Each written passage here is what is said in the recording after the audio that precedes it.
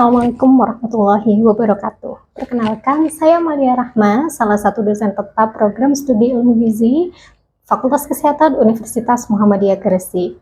Saat ini saya sedang mengikuti program sertifikasi dosen gelombang pertama tahun 2025 yang diselenggarakan oleh Kemensaintekdikti. Video ini saya buat khusus sebagai bentuk pernyataan diri dosen dalam ujuk kerja Tridharma Perguruan Tinggi atau biasa disebut PDD UKT-PT, terutama pada bidang pengajaran.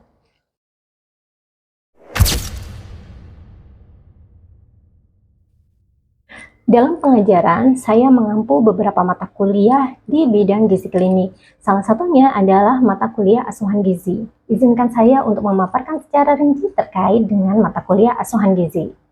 Mata kuliah asuhan gizi merupakan mata kuliah wajib yang ditempuh oleh mahasiswa semester 4 program studi ilmu gizi Universitas Muhammadiyah Gresik dengan beban 2 SKS. Mata kuliah ini mengajarkan kepada mahasiswa bagaimana peran ahli gizi dalam menangani satu penyakit dengan pendekatan nutrition care process. Mahasiswa diajarkan bagaimana cara mengidentifikasi masalah gizi yang terjadi pada pasien, menegakkan diagnosis, membuat rencana intervensi, dan juga monitoring evaluasi. Mata kuliah asuhan gizi memiliki 4 capaian pembelajaran mata kuliah yang mencakup 4 ranah, yaitu penguasaan pengetahuan, keterampilan umum, keterampilan khusus, dan juga sikap. Capaian pembelajaran yang pertama yaitu mampu menjelaskan konsep dasar asuhan gizi terstandar untuk individu. Capaian pembelajaran mata kuliah yang kedua yaitu mampu menerapkan prinsip nutrition care process dalam asesmen gizi. Capaian pembelajaran mata kuliah yang ketiga yaitu mampu menyusun diagnosis, intervensi, dan monitoring evaluasi sesuai terminologi gizi pada individu. Kemudian capaian pembelajaran mata kuliah yang keempat mampu menjunjung tinggi nilai kejujuran dan kemandirian dalam pelaksanaan pembelajaran. Selanjutnya saya akan menjelaskan tentang proses bagaimana saya mendeliver materi di mata kuliah asuhan gizi ini. Sistem pembelajaran mata kuliah ini yaitu dengan blended learning, yang mana mahasiswa melakukan perkuliahan secara daring dan juga luring.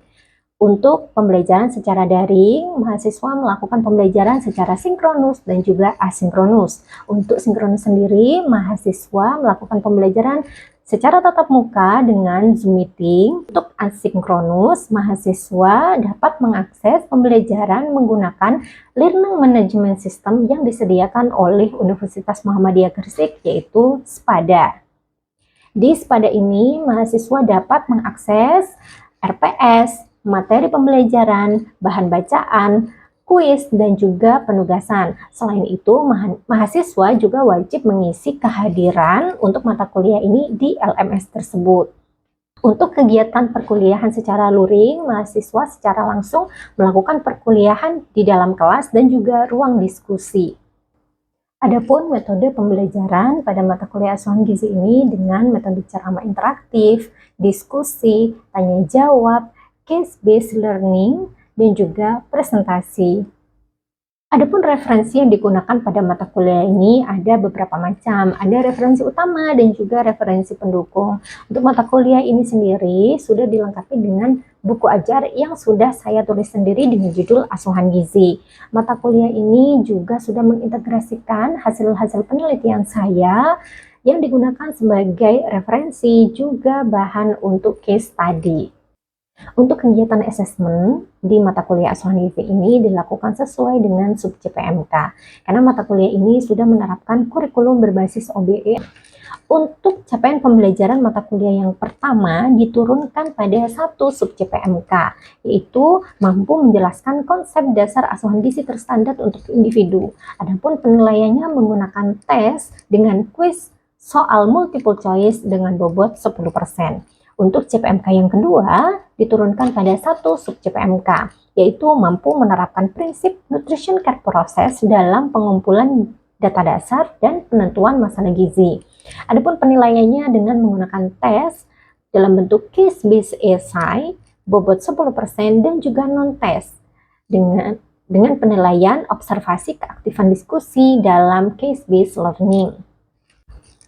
Untuk CPMK yang ketiga diturunkan pada 3 sub CPMK, yaitu mampu menyusun diagnosis gizi berdasarkan terminologi, mampu menyusun intervensi gizi berdasarkan terminologi, dan juga mampu menyusun monitoring evaluasi berdasarkan terminologi.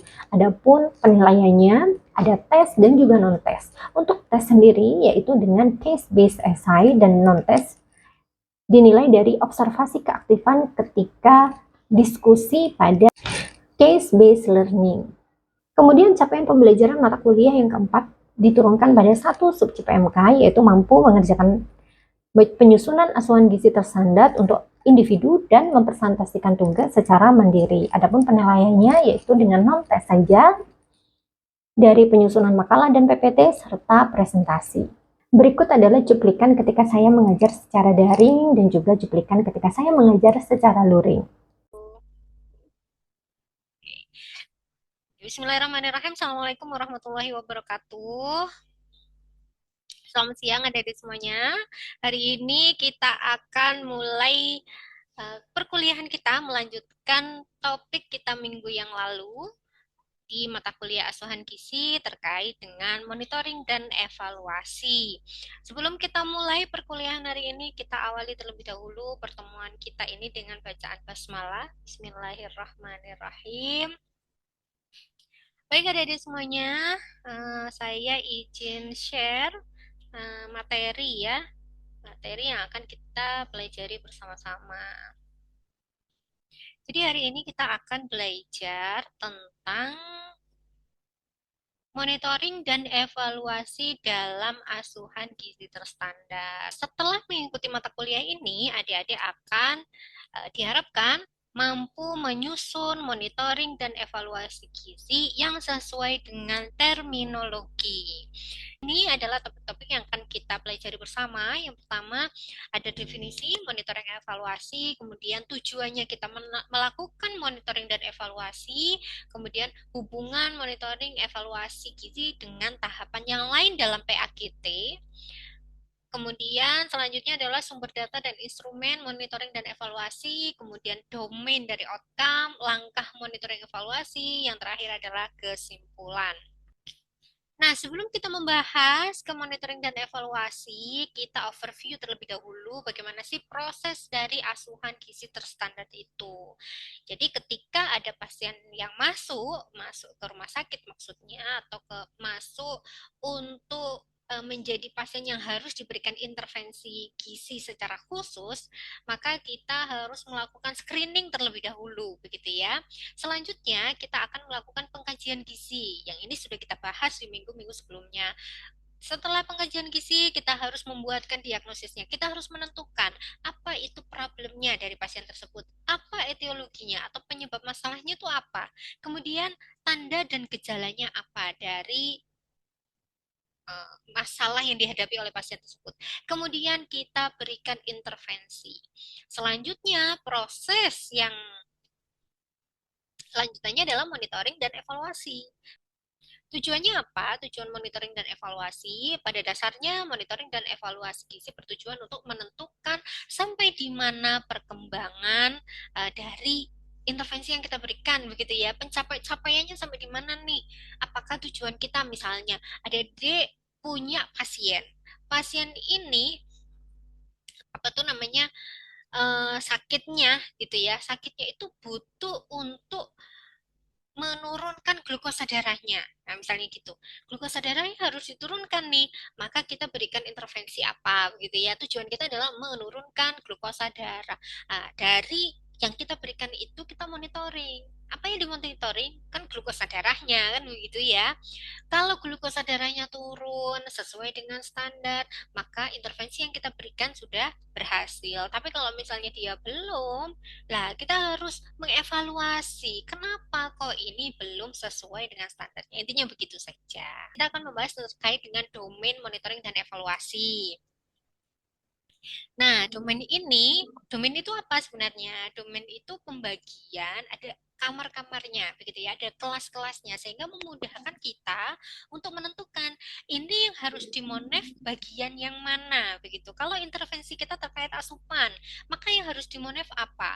Kalau intervensi kita berupa pemberian edukasi, maka apa yang harus dimonef? Kalau misalnya yang kita berikan itu berupa apa tuh namanya yang harus dimonef itu misalnya ya biokimia seperti tadi contohnya diberi asupan gitu ya, diberi asupan untuk mengontrol gula darah, maka yang harus kita monef juga apa gitu. Jadi antar intervensi itu bisa poinnya bisa berbeda yang harus dimonef begitu ya. Nah, ada 4 kelas di domain monitoring evaluasi. Begitu. Kelas yang pertama terkait dengan dampak perilaku dan lingkungan terkait gizi. Kemudian yang kedua dampak asupan makanan dan gizi. Kemudian yang ketiga dampak terhadap tanda dan gejala fisik terkait gizi. Yang keempat dampak terhadap pasien atau klien terkait gizi. Nah, kita bahas satu persatu. Dampak perilaku dan lingkungan terkait gizi itu apa pengertiannya? Nah, kita memonef tingkat pemahaman, perilaku, akses dan kemampuan pasien gitu yang berpengaruh terhadap asupan makanan dan zat gizi. Kemudian yang kedua, dampak asupan makanan dan zat gizi, misalnya asupan makanan itu sendiri atau zat gizi bisa kalori, bisa energi, apa tuh protein, bisa karbohidrat, bisa lemak seperti itu ya. Dari berbagai sumber. Misalnya dia hanya fokus pada makanan karbohidrat itu yang banyak di mie, padahal kan ada yang lain. Nah, kurang bervariasi. Maka yang harus kita monitoring adalah variasi menu atau variasi sumber karbohidrat. Nah, seperti itu adik-adik ya. Selanjutnya dampak terhadap tanda dan gejala fisik terkait gizi. Ini pengukuran seperti antropometri, biokimia, atau parameter fisik yang lainnya. Bisa misalnya apa tuh namanya rambut. Misalnya pada anak-anak yang mengalami marasmus kwashiorkor itu kan dia karena kekurangan gizi kronis, kekurangan energi dan protein kronis sehingga menyebabkan pertumbuhan rambutnya itu seperti rambut jagung. Nah, kita bisa lihat kalau misalnya kita memberikan intervensi, kemudian dalam jangka waktu tertentu, apakah ada perubahan dari misalnya karakteristik rambutnya apakah masih tetap begitu atau kulitnya masih tetap kering seperti keriput misalnya gitu ya. Kemudian yang terakhir adalah dampak terhadap pasien, misalnya pengukuran yang terkait dengan persepsi pasien atau klien terhadap intervensi yang diberikan dan dampaknya pada kualitas hidup. Nah, ini tadi 4 domain dari monitoring evaluasi. Sampai sini ada yang mau ditanyakan? Silakan. Baik, Ibu, saya izin bertanya. Oke, baik, Nuke. Sebelumnya, Silahkan. saya perkenalkan diri saya terlebih dahulu. Nama saya Nuke Dwiningrum dengan NIM 2311013.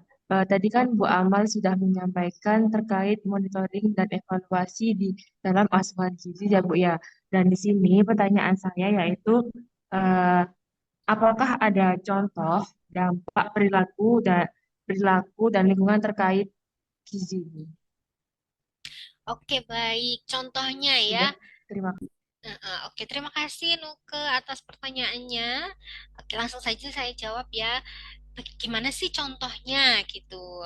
Apa contohnya em, monitoring evaluasi dampak perilaku dan lingkungan terkait gizi? Nah, adik-adik bisa nih buka buku saya atau buku PAGT juga ada. Nah, di buku saya itu ada tuh kelas-kelas terkait dengan monitoring evaluasi. Yang pertama ini ada dampak perilaku lingkungan terkait gizi. Contohnya seperti apa? Misalnya, kita ketemu sama pasien nih. Pasiennya itu ada masalah terkait dengan kebiasaan makannya. Kebiasaan ya. Jadi namanya kebiasaan itu behavior masa lalunya yang salah sehingga dia menyebabkan munculnya penyakit yang sekarang gitu. Misalnya, dia suka sekali mengkonsumsi makanan-makanan manis dalam jumlah yang lumayan besar, kemudian setiap hari. Nah, sehingga muncullah penyakit diabetes mellitus, misalnya begitu. Itu kenapa kok dia bisa begitu? Kan kita harus mencari ya, harus menggali dulu tuh untuk membuat diagnosisnya. Oh, karena dia itu apa tuh namanya bodoh amat gitu ya. Tipe-tipe orang yang bodoh amat, yang pokoknya suka-suka saya, begitu kan? Dan juga dia tuh tidak tahu. Jadi pasien ini tuh tidak tahu kalau mengkonsumsi makanan-makanan manis dalam jangka waktu yang lama itu menyebabkan munculnya penyakit begitu, entah obesitas, diabetes mellitus gitu, karena orangnya tidak akses terhadap informasi tentang gizi dan kesehatan itu kurang begitu. Nah, apa yang harus kita lakukan? Maka kan kita harus membuat ya, setelah diagnosis kita bikin, diagnosisnya adalah misalnya kesalahan pemilihan makanan dikaitkan dengan kurangnya informasi terkait gizi kan gitu ya, atau kemudian ditandai dengan perilaku makan yang salah. Jadi karena dia tidak tahu, gitu kan? Karena tidak tahu, sehingga perilaku makannya salah, begitu. Nah, kita ingat kembali, ketika memonitoring dan mengevaluasi, kita kan harus memberikan intervensi dulu. Intervensi kita apa? Kita memberikan edukasi. Nah, kan begitu ya. Edukasi supaya apa? Tadi, kalau disusun dari diagnosis itu, kesalahan pemilihan makanan gitu kan, dikaitkan dengan kurangnya informasi, maka kurang informasi itu kita masukkan intervensi. Dan yang terakhir, sign symptom itulah yang menjadi hal penting untuk kita monitoring dan evaluasi. Tadi apa sign symptomnya? Perilaku makan yang salah kan gitu ya. Maka yang harus kita lihat di sini perilaku. Nah, di situ ada tuh kemampuan merencanakan makan atau snack. Nah, bisa begitu. Saya ulang kembali. Ada pasien nih. Pasien dia salah dalam memilih makanan, kan gitu ya. Pasien ini salah, kesehariannya tuh salah gitu. Dia suka makan makanan manis, dia suka minum minuman manis, sehingga pada saat ini dia mengalami diabetes mellitus. Gitu ya. Dia mengalami diabetes mellitus karena perilakunya yang salah, gitu ya. Ke perilaku lamanya yang salah. Kan kita harus berpikir, gitu ya. Kenapa kok bisa begitu? Oh, ternyata dia ini kurang informasi karena dia terlalu cuek gitu dengan kondisi dirinya. Pokoknya dia makan apa yang dia suka. Kan gitu. Berarti kan kurang informasi itu menjadi penyebab penyebab masalah, kurangnya informasi. Kemudian yang terakhir, kalau disusun, diagnosisnya adalah kesalahan pemilihan makanan. Dikaitkan dengan kurangnya informasi, gitu kan? Ditandai dengan perilaku makan yang salah, gitu. Jadi, monitoring evaluasi itu kita harus melihat sign and symptom, perilaku makan yang salah, gitu kan? Nah, berarti yang cocok yang mana? Nah, kalau menurut teman-teman, yang paling cocok yang mana? Dari misalnya dari ini ya, perilaku ini mana yang paling cocok? Coba dipilih. Putri Hanum, menurut Putri yang mana? Kalau menurut saya, Bu, mampu merencanakan snack. Mampu merencanakan makanan atau snack. Nah, ada lagi barangkali pendapat yang lain. Wanda, silakan Wanda. Kalau menurut saya itu sama seperti Hanum Bu, di mana dia itu mampu merencanakan makanan atau snack. Oke. Baik, terima kasih ya Dede pendapatnya ya. Hmm, jadi kalau mampu merencanakan makanan atau snacknya itu tidak, kan begini ya, pada prinsipnya itu kalau NCP kan tidak ada yang salah mutlak begitu ya. Tapi cocok atau tidak cocok. Tadi saya sudah menyebutkan bahwasanya dia ini tidak mau tidak tahu sebenarnya, tidak tahu mana yang baik untuk dia atau mana yang harus dibatasi kan gitu. Dia sampai bisa kena diabetes mellitus itu karena perilakunya yang salah kan gitu ya. Nah, lebih cocoknya adalah kemampuan memilih makanan yang sehat. Karena kan dari awal dia salah memilihnya. Kalau jawaban adik-adik tadi kurang tepat. Nah, kita lanjutkan. Nah, ini ada kasus adik-adik case tadi yang saya ambil dari jurnal yang saya publikasikan, judulnya Implementation of Nutrition Care Process pada pasien mediastinum, tumor mediastinum, pneumonia, vena cava superior, sindrom, dan juga hipokalemia. Begitu. Nah, kita baca sama-sama pasien ini ya. Silakan barangkali ada yang mau membantu saya untuk membacakan. Hmm, angkat tangan? Iya, Bu. Ya, silakan Agis. X berusia 35 mengeluhkan batuk selama 20 hari sebelum masuk rumah sakit. Penyebabnya adalah pneumonia. Keluhan pasien batuk, serak, sesak nafas, kesulitan mengunyah, dan menelan akibat tumor mediastinum dan edema pada area wajah dan leher. Pasien juga mengalami adanya sindrom vena cava superior dapat memicu ketidakseimbangan hemodinamik dan hipokalemia. Terima kasih Agis.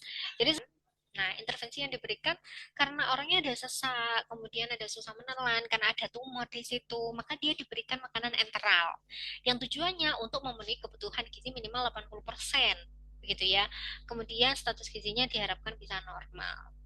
Nah, kira-kira Dede, ini siapa yang mau menebak? Kalau dia diberikan makanan seperti ini tadi yang disebutkan bahwasanya ada diberikan makanan enteral. Kira-kira apa monitoring dan evaluasi yang harus kita lakukan? Coba silakan angkat tangan. Diatur. Menurut saya dari yang dimonitoring itu asupannya udah mencukupi, maksudnya asupannya itu udah memenuhi dari target yang kita buat pada saat intervensi tersebut atau enggak. Oke, waktu sekali. Ya, jadi itu ya.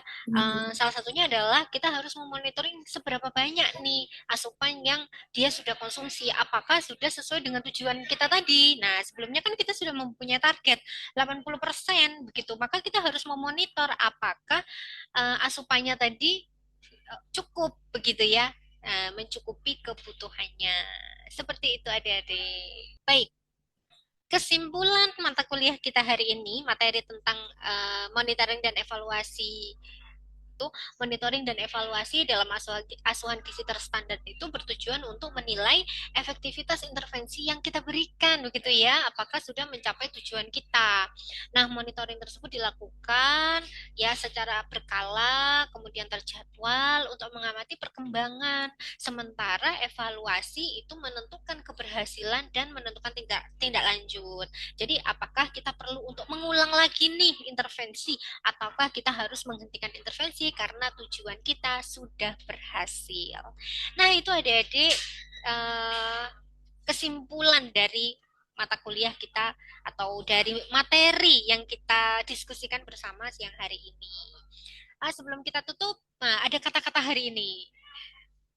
Minum jus jambu tambah cia. Belajar gizi jangan setengah-setengah. Ilmu boleh berat di kepala, tetapi semangat tetap harus menyala. Sampai ketemu lagi minggu depan. Terima kasih atas kehadirannya adik-adik semuanya. Kurang lebihnya mohon maaf. Kita akhiri. Assalamualaikum warahmatullahi wabarakatuh. Waalaikumsalam warahmatullahi wabarakatuh.